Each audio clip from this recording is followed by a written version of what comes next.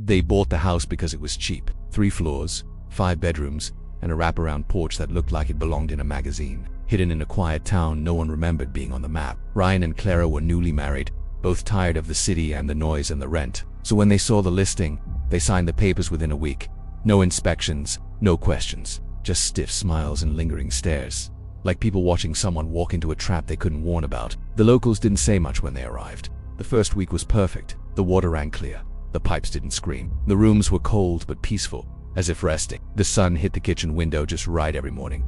Until the night Clara found the room. It wasn't on the blueprint. Behind a bookshelf on the 3rd floor, hidden by layers of dust and cobwebs, was a narrow staircase that led to a sealed door with a lock that had no key. They should have left it alone, but they didn't. Ryan pried it open with a crowbar, and behind the door was a small room with stone walls, a dirt floor, and dozens of photographs nailed to the ceiling, all of people with their eyes scratched out.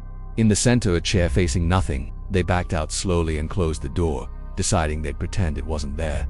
But the house had seen them now. That night, the scratching started, then louder, closer, speaking her name like it knew her, like it had always known her. It came from inside the walls, slow and deliberate, moving from room to room like something crawling just beneath the surface. Ryan tried to find the source, but the noise always moved before he got there. Clara heard whispers, soft ones at first, like the breeze through curtains. The mirrors began to reflect rooms that weren't theirs, and no matter how far they walked, they always ended up back on the front porch. In the bathroom, Clara saw a hallway lined with red wallpaper and flickering lights, even though their house had none of that. In the bedroom mirror, she saw herself sleeping, but her reflection was smiling while her real body lay motionless. One night, Ryan woke up to Clara standing over him, eyes wide open, hands stiff at her sides, whispering words in a language he didn't understand. When he shook her awake, she screamed, claiming she had dreamt of being buried alive in the room behind the bookshelf. They tried to leave the next morning. Don't dream, don't remember. But the car wouldn't start. The phones stopped working. The town no longer had a signal. The roads circled back on themselves. The house had them now, and it remembered. Ryan found a journal hidden beneath a loose floorboard in the hallway. Its pages were filled with frantic notes, drawings, and warnings. They're not ghosts. They're memories. This house doesn't haunt people. It digests them. And on the final page, if you're reading this, it's already too late. Clara began to fade. She'd walk into a room and forget where she was. Then she forgot who Ryan was. Then she forgot who she was altogether. At night, she'd sit in the kitchen humming a lullaby she'd never learned, staring at nothing for hours while the shadows around her danced. Ryan stopped sleeping. The house began to shift. Hallways stretched longer.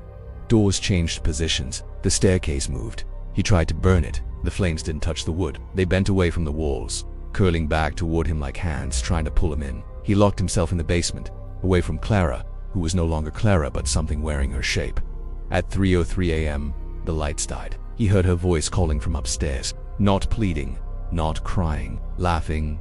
Footsteps echoed above him, but the ceiling never creaked. The laughter turned to whispers, whispers to screams, then silence. He opened the basement door and stepped into a hallway he didn't recognize. Wallpaper peeling, candles lit, photographs lined the walls, all of Clara, but her eyes had been scratched out. At the end of the hallway, the door, the one behind the bookshelf, open. Waiting. He walked toward it, and inside, the chair faced the wall. Empty. Waiting. As he stepped in, the door shut behind him, sealing with a sound like breathing.